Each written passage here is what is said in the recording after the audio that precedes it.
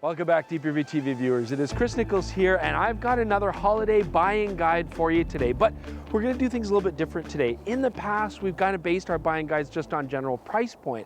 What we figured we'd do today is actually going forward, do buying guides for the holiday season based on what the actual photography you're going to do with the camera is. So today we're going to be talking about our favorite wildlife cameras. Now we are going to be doing these at retail prices that are current for when this video was released. We're looking at $1,000 USD, $3,000 USD, and then price is no object. Now I also want to mention that today we're going by just the price of the bodies themselves, not factoring in the lenses, because especially with wildlife, there's a big variance in the pricing on those. So we are going to address that as we go through, but we are just focusing on the body price for our categories. And we're coming to you from lovely Carburn Park, because this is where we do pretty much all our wildlife shoots. Okay, so let's start off with one of the cameras I want to mention at the $1,000 price point. This is the Nikon Coolpix P1000.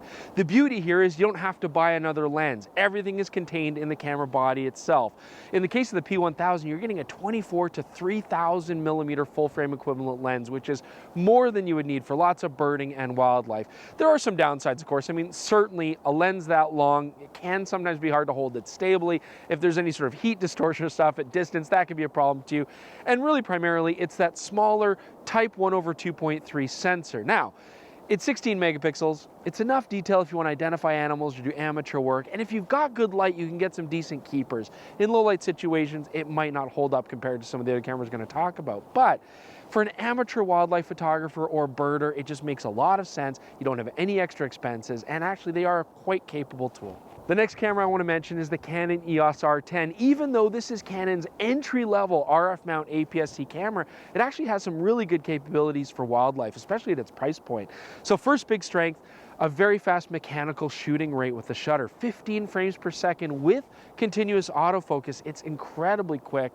You can go up to 23 if you want to push it with the electronic shutter, but I found then you get some rolling shutter, and honestly, 15 frames per second is very quick. I found that very usable. The second major benefit, the autofocus. This is great for a pro or amateur alike. It has animal detect. It's got great autofocusing and tracking now, and so it's very accurate. It's very responsive, tracks animals very well. That's another big benefit. We've got an excellent 24 megapixel APS-C size sensor. I think that's good image quality for the price point that we're at right now. Really, lenses is the main downside and reason why we cannot make this our #1 camera in this category. You just don't have a lot of affordable RF mount APS-C specific telephoto lenses. So what this means is you're stuck using either their full frame RF lenses, which honestly are going to be bulky and actually be quite expensive, or you can use some lenses like, the more affordable 600 mil or 800 mil RF fixed primes, but with the APS-C sensor, honestly, in some cases, those are too long for what you might want to do. You just don't have a lot of versatility. I think this camera would make a lot of sense if you were an existing Canon SLR user and you had some SLR glass lying around in the telephoto range. Then you could get an EF adapter and you're off to the races and it's going to work really well. That's what we actually used when we were testing the camera in Florida. Otherwise, if you have the budget to go for the RF lenses, by all means, but then I feel like you'd probably then also have the budget to go a higher end body as well. So my #1 pick, $1,000 for wildlife camera, it's going to be the Panasonic G9, an oldie but a goodie, because when this camera first came out, it was very advanced, maybe a little bit pricey, but it had a lot to offer, and now it's still available and has come down in price in a big way. Huge pluses here, the body design, excellent. Feels really nice, like a pro body, lots of customizable controls, rugged, weather sealed, very nice EVF here as well. You've got pre-burst recording, 6K, 4K photo modes. That could be really handy to get the shot without having perfect timing. Now, another feature that people are going to talk about here is the micro four thirds sensor, 20 megapixels. Yeah, it's not going to be the best in low light, but I think you're still getting decent image quality here. Autofocus, you do still get that pulsing effect, but the G9 does have an excellent hit rate and it does have animal detect autofocus. The only other downside that I would really talk about, 9 frame per second mechanical burst rate. That's still very quick. It's just not as fast as, say, something like the EOS R10, but I think it's still acceptable at the price that we're looking at. But what's the big advantage here? Why does this camera win? It's lenses. Having that smaller micro four thirds sensor means that you have access to tons of micro four thirds lenses. They can be affordable and still give you great telephoto reach and be very compact for carrying around. You don't necessarily need to have huge camera bags, big backpacks. That could be a really nice benefit. And if you want to spend the money, you do have the option for some very high-end pro-grade fast aperture telephoto lenses. All in all, I think especially the fact the prices come down so much makes this a very appealing kit. So now we're at $3,000 USD. There's a lot of cameras here. They're very interesting. They're very capable. This is where things start to get quite serious. And where to begin? Well, the Sony a7 IV, let's start there. Lots of pluses. I mean, it's got IBIS in the body, 33 megapixel full frame sensor, has excellent image quality. You know, it's a capable handling body as well. We like the fact that Sony's updated their menus, and it really does make it a much nicer camera to use. You get a great autofocus, real-time tracking AF with animal detect. Really appreciate that. Also, the fact that we've got great lenses. I mean, with Sony's E-mount, there's so many third-party lens choices. You've got lots of lenses to choose from across many different price points. In fact, the only thing that really holds the a7 IV back is its burst shooting speeds. So our basic downside here is we can shoot 10 frames per second, which is not bad, but with only lossy compressed raw options. If you want to shoot your full uncompressed raw or lossless compressed, then you do actually lose some of that burst rate. That's not the end of the world, and not every wildlife shooter wants to shoot off 20 frames per second, but it is a downside that you do have to consider. Now, Micro Four Thirds did really well at $1,000. What about at $3,000? Well, we've got the OM System OM1, which I love for travel and adventure kind of applications. It does make a lot of sense. I mean, first off, as far as price goes, it is the most affordable of the cameras in this category. That saves you a little bit of money for lenses. Because it's Micro Four Thirds, you do have an excellent line of lenses. We've talked about compact, affordable, lots of options. But I do also like the fact that the body is rugged, has built-in IBIS. Because that stacked chip, it can achieve very fast burst rates for shooting wildlife. And really, one of the main advantages here is just the fact that we've got now autofocus that works quite well for wildlife.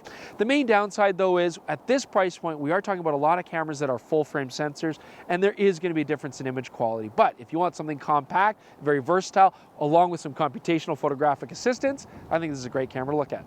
The Fujifilm X-H2S, this is actually going to be right up there with our top picks for this price category.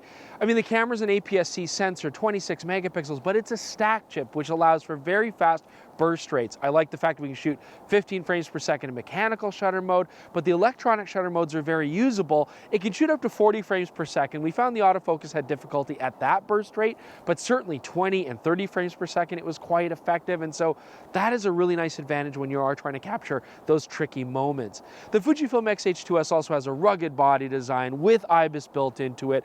They've got lots of great telephoto lens options, but they might be lacking when it comes to super telephoto lens options, but that's changing all the time. And now that we've got third-party manufacturers like Sigma and Tamron making lenses for X-mount, we might find a lot of very effective and affordable telephotos very quickly here. So overall, although it's an APS-C camera, I like the fact the image quality is still excellent, keeps things a little bit more compact than a full-frame camera. Fujifilm X-H2S is a great choice if you like to shoot wildlife. Okay, so the Fujifilm is like right up there for one of my top picks, but I think actually the one I'm gonna go with as my personal favorite choice was a camera just recently tested, the Canon EOS R6 Mark II. So first off, this is a full frame camera with all the benefits that go along with that. 24 megapixel sensor. It's not a stacked chip, but it actually reads out very quickly. We're gonna talk about the benefits in just a bit. But remember we were talking about if there was a budget allowing for more expensive RF telephoto lenses, then you might wanna get a higher end body. This is the one because it's still compact, but I love the way these cameras handle. The autofocus is incredible. I mean, just the fact that we've got now animal detect, but a hit rate that works, especially on fast-moving subjects coming right into frame. I was very pleased with the hit rate that I was getting. But the other thing that really blew me away was the burst speeds available for shooting quickly. 12 frame per second mechanical, that's not bad at all, but thanks to the fact that this chip does read out quite quickly, I found the electronic shutter was actually still very usable, minimal image quality degradation as far as like rolling shutter problems go, but I was able to shoot up to 40 frames per second with that autofocus working fantastically, and that really did make for a lot of very interesting shots capturing just that moment that I want to have. So whether you have older EF lenses that you can adapt, or you want to pair this with like the excellent 100 to 500 or even some of the more expensive telephotos, I think that the Canon EOS R6 Mark II was very surprising and very effective for wildlife applications, even more so than a higher end body. So now we're talking about the money is no object category, and we just hinted on it. What about the Canon EOS R3? I think we should start there. I mean, first off, it is a fantastic camera. I do think the R6 Mark II makes a lot of sense for a lower price point, but the R3 is very capable, very rugged, great image quality. I did really like the eye control autofocus for both sports and wildlife. Found that to be quite effective, although it's 50-50 who that seems to work for.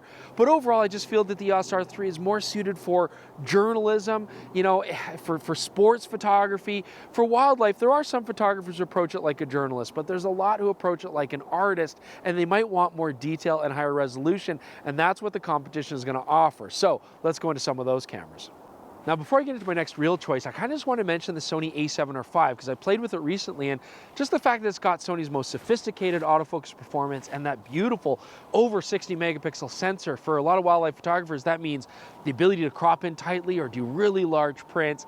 But the fact of the matter is it just doesn't shoot that quick in a sustained burst rate, and that's going to kind of keep it out of contention and really make the Sony a1 the wildlife choice when it comes to Sony. I mean, I love the fact that these cameras are very compact. 50 megapixels is still tons of detail, but also the fact that these cameras shoot beautifully in their electronic shutter modes. You get fast burst rates with autofocus. It's very effective and easy, and you can basically shoot long sustained bursts. For wildlife, the Sony a1 makes a ton of sense. Sony does have a lot of lenses available. They do have some really nice longer telephotos, but they're still somewhat lacking. And although there's third-party lens support, you often lose your fast burst rates using third-party lenses. So that's another knockdown on it. But overall, it's a very complete system. But my number one pick for a wildlife camera, for me personally, it would be the Nikon Z9, a camera that shoots exclusively in electronic shutter mode, but does it very well. The fact of the matter is, the first thing that I love is just that it actually has a body that feels like a professional wildlife body. Yes, it's a little bit larger and heavier, but it balances those long lenses well. It feels rugged. It's got great controls. I mean, it really just does handle very well out in the field. I also like the fact that that sensor, 45 megapixels, plenty of detail, but it gives us fast burst rates. Now that sensor lets you shoot up to 20 frames per second with full quality RAW, which really does handle a lot of wildlife situations. The autofocus is easy to implement. We found it to be very effective as well. And really also it comes down to lenses. Now, we've talked about this. I mean, Canon have some really nice expensive RF telephoto lenses. Sony also has some very professional, very expensive telephoto lenses. And yes, we are talking about price is no object. Nikon as well do have those fully professional, over $10,000 lenses. But what I actually really like about the Z9 system is I have a lot of options for more affordable but still really high quality lenses, like the 400mm f4.5 or the 800mm 6.3. I mean, lenses that give you great quality, maybe not as much light, but certainly plenty of light for an excellent full frame sensor like we have on the Nikon Z9. You have the versatility to handle pretty much any wildlife, so Nikon Z9, that's going to be my top pick. I sincerely hope you guys enjoyed this buyer's guide. And just keep in mind, we can only give so much information. I mean, they're very fast, furious, brief explanations, but we've done video reviews on these cameras. You should check those out. And if you subscribe to the channel, you've probably seen them. And if you haven't seen them, this is probably a good opportunity to subscribe to the channel so you don't miss those in the future. Also, do let us know, what other kinds of photography would you like us to cover with these buying guides? Leave those in the comments below. We'd love to see that as well. Comment on what you think about what your favorite wildlife kit would be if money was no object, or whatever you guys want to mention there. We'd appreciate that too. Otherwise, though, we'll see you shortly with another episode of DPReview TV.